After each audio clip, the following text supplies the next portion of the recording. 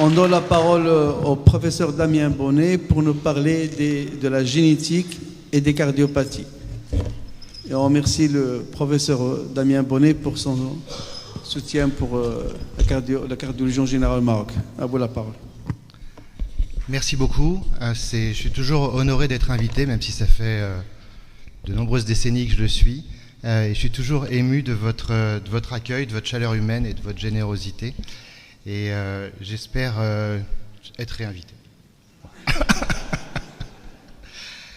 Donc, je vais vous parler de génétique des malformations cardiaques, mais on va passer, vous inquiétez pas, je ne vais pas vous faire un cours théorique de génétique, je vais passer par un certain nombre d'exemples de syndromes que vous connaissez bien, mais on va essayer de les voir à la fois sur le plan cardiaque, mais aussi sur le plan génétique, avec un autre angle que celui des vieux livres de génétique.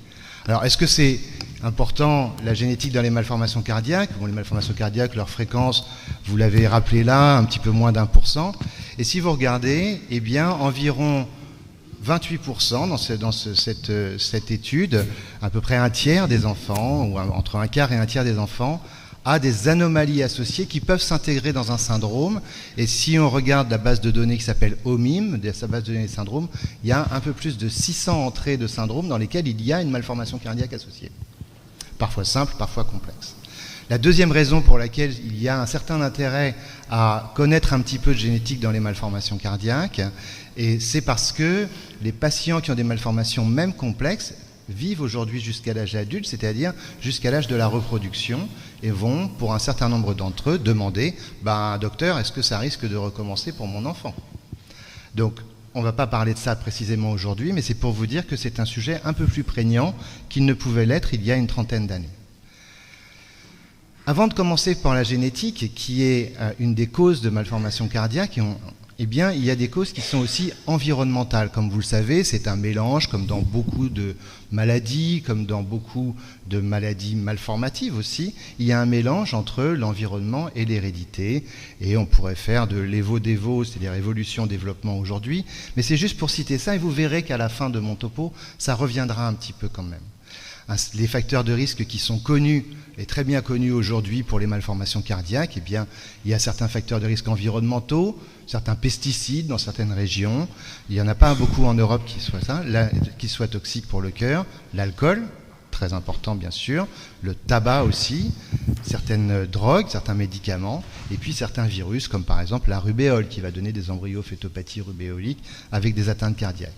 Il y a des facteurs de risque pour les malformations cardiaques environnementaux ou exogènes qui sont un petit peu plus récents, qui font partie des choses nouvelles depuis une trentaine d'années. Par exemple, les médicaments antirétroviraux.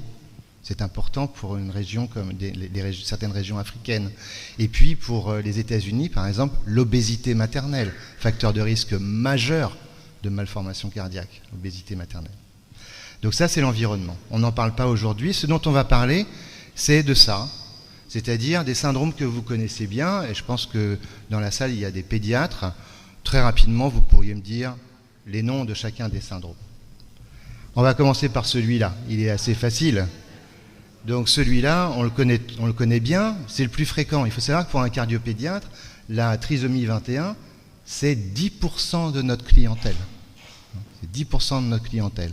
La moitié des enfants qui a la trisomie 21 a une malformation cardiaque, 14% des enfants a une anomalie chromosomique, et dans les 14%, 10% de ces 14%, enfin 10, et puis il reste que 4, pardon, pour être expliqué correctement, ce sont les enfants qui ont la trisomie 21. Donc c'est vraiment le problème chromosomique le plus fréquent. Qu'est-ce que ça donne comme malformation? Voilà, tout le monde répond.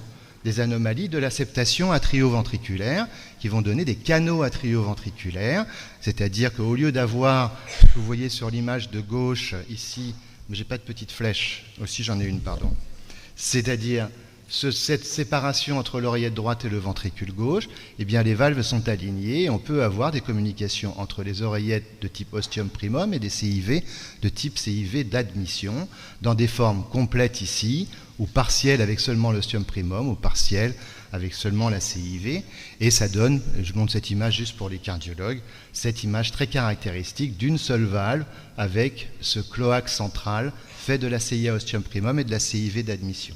c'est la cardiopathie de la trisomie 21. D'accord? Avec, ici, ce que je viens de dire à l'oral. Plusieurs petites choses quand même. Est-ce que tous les CAV sont liés à la trisomie 21? Eh bien, la réponse est non. Et vous voyez que la proportion des CAV associés à la trisomie 21, c'est quand même important. C'est 45% des enfants. Mais est-ce que les autres sont des enfants sans anomalie ou sans syndrome? La réponse est non. La majorité des 55% qui restent a un autre syndrome. D'accord? Un autre syndrome polymalformatif ou une autre cause génétique. Et seulement 25% des enfants n'ont pas de syndrome associé, ont un canal atrioventriculaire isolé. Bon, c'est bien ce genre de papier, mais est-ce que ça nous dit quelque chose? Oui, ça nous dit quelque chose. Si on regarde les formes anatomiques, et je ne rentre pas dans les détails, des canaux atrioventriculaires des enfants qui ont la trisomie 21, ils sont beaucoup plus simples à réparer que les canaux atrioventriculaires des enfants qui n'ont pas d'anomalie chromosomique.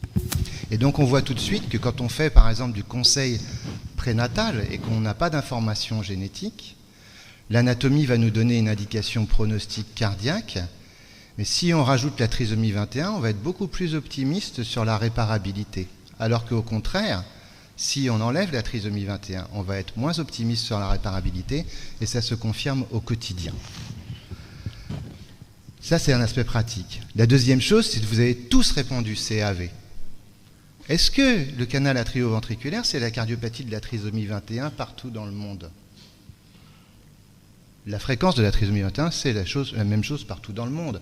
Chez ce petit rouquin, chez ce petit asiatique et chez ce petit africain, est-ce qu'il y a le même type de malformation cardiaque? Eh bien, la réponse est non. Ce n'est pas vrai.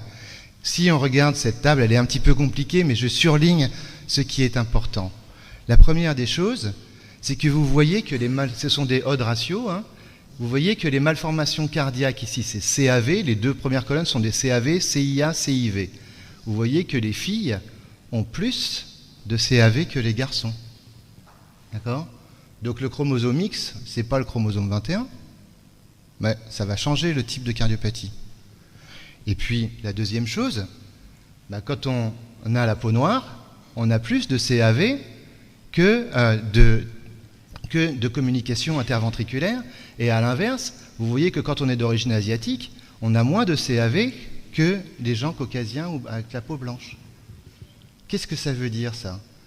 Ça veut dire que la trisomie 21, il y a certes des gènes importants qui vont donner les malformations cardiaques, mais ce n'est pas les 3 chromosomes 21 qui vont donner le CAV.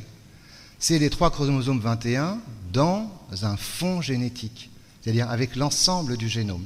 Et donc les malformations cardiaques, c'est pas et même les malformations des syndromes, c'est pas des malformations monogéniques. C'est pas parce qu'il y a 3 exemplaires ou qu'il manque un bout que c'est ce bout-là qui donne la malformation. C'est l'ensemble du fond génétique. Donc et c'est vrai pour beaucoup de choses, pour beaucoup de maladies, et c'est pas pour ça qu'elles sont, on va dire, toutes multifactorielles, mais elles sont au moins polygéniques et le fond génétique est absolument fondamental. Est-ce que ça suffit? Maintenant, cette étude, elle est pas très récente, mais elle est assez intéressante. On va reprendre nos mamans noires par rapport aux mamans avec la peau blanche. Vous voyez que les mamans avec la peau blanche, quand elles ont un enfant trisomique 21, eh bien, ça se passe aux États-Unis, eh bien, 14,9% des enfants trisomiques 21, 50% une malformation cardiaque, 14,9% des enfants trisomiques 21 nés de mamans blanches nord-américaines et nés aux États-Unis ont un CAV.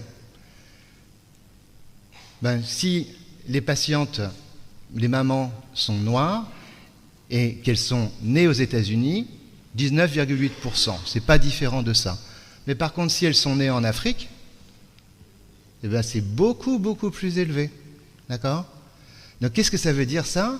Ça veut dire que si elles sont nées aux États-Unis, on peut imaginer qu'il y a eu une sorte de mixité sociale, mixité et de mélange qui a fait qu'elles ont pris un certain nombre de gènes de la population américaine locale, des gènes très, très variés, et que ces gènes sont venus modifier le fond génétique.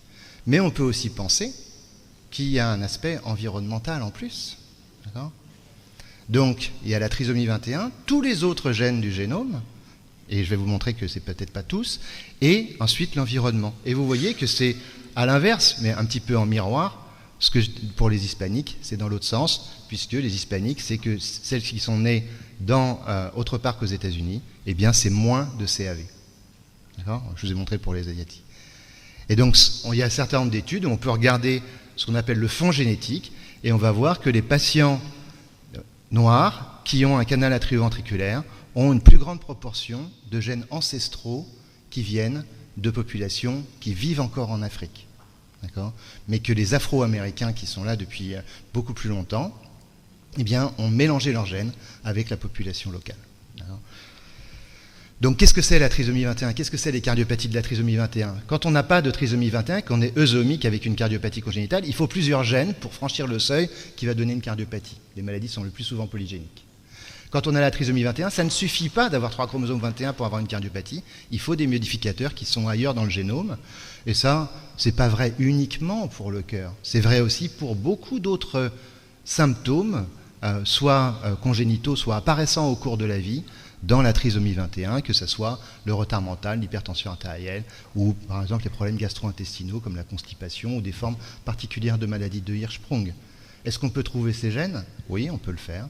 C'est ce que nous avons fait il y a quelques années avec l'équipe de Antonin Rakis qui est à Genève, où on a regardé, avec des techniques génétiques que je vous épargne, eh bien, les différents loci situés à différents endroits du génome qui vont modifier le phénotype des enfants trisomiques 21 et qui vont influencer le fait qu'ils ont des CAV, des CIA, des tétralogies de Fallot ou des communications interventriculaires.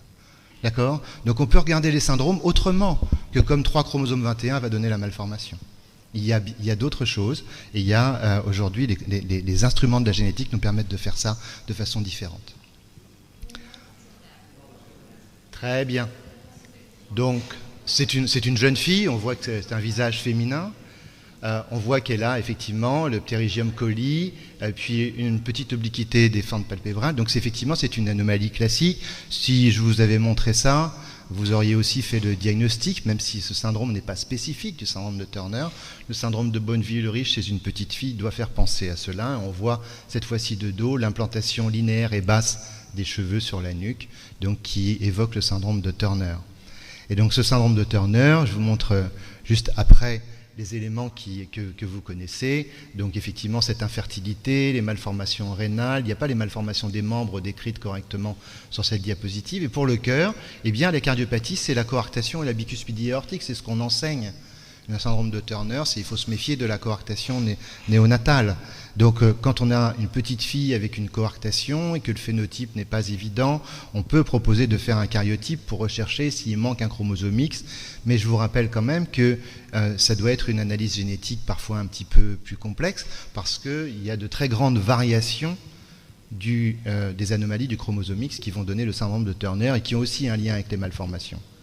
Est-ce que c'est vraiment le problème, ça ? Parce que ça, tout le monde le sait. Turner, coarctation, bicuspidie. Le problème, c'est pas ça. Le problème, c'est qu'un certain nombre de ces jeunes femmes qui ont des anomalies du chromosome X peuvent tout de même porter des enfants. Avec un certain nombre de traitements, avec de la procréation aidée médicalement, elles peuvent porter des enfants et le risque, c'est qu'elles développent un anévrisme aortique et qu'elles dissèquent. Donc le syndrome de Turner, c'est certes le problème de la petite fille, avec la coarctation, la bicuspidie aortique, mais c'est surtout un problème pour les femmes, et surtout les femmes qui pourraient devenir fertiles, ou qui pourraient porter un enfant, mais aussi celles qui n'en porteront jamais. Et donc le risque de dissection, il est totalement différent de la population générale. Regardez ici, vous voyez que les dissections dans le syndrome de Turner, même si elles restent rares en fréquence, eh bien, c'est des dissections chez des femmes qui sont en âge de procréer, effectivement. C'est là où il y a le plus grand pic. Elles surviennent aussi après 40 ans. Et dans la population générale, voilà la proportion de dissection et l'âge. D'accord ? Bon, l'âge moyen, c'est plutôt 60 ans pour la dissection aortique dans la population générale.